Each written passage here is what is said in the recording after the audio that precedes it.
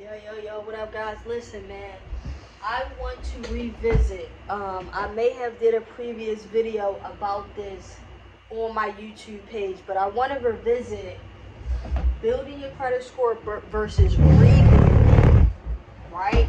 Building your credit score versus rebuilding your score, right? Building your credit score can look like starting from nothing, starting from zero, nada, nothing on your credit.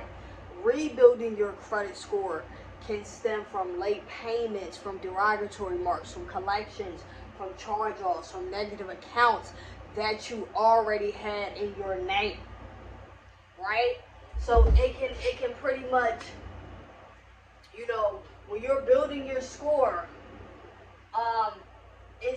it's like starting at nothing, but at the same time, you can have one positive account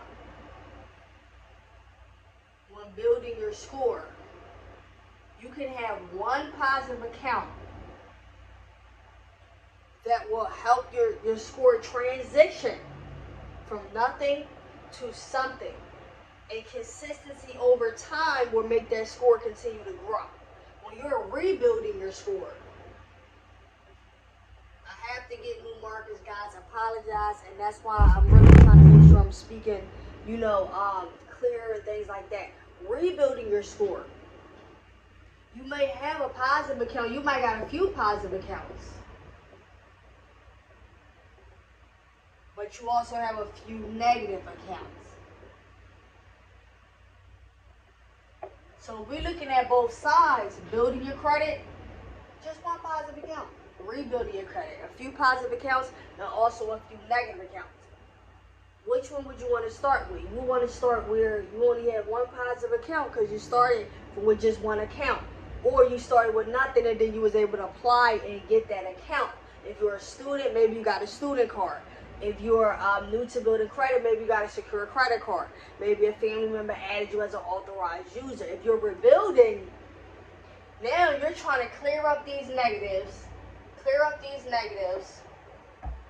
and also maintain the positive accounts. That's a big factor in your credit, whether you're building or rebuilding, is maintaining.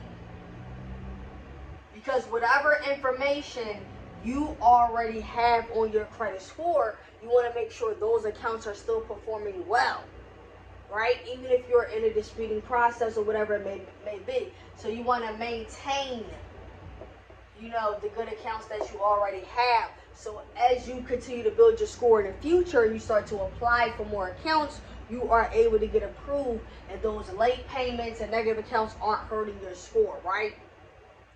But one of the main reasons I wanted to really touch on building your credit score versus rebuilding is because sometimes people just say, on-time payments, I'm fixing my credit, I'm paying on time, right?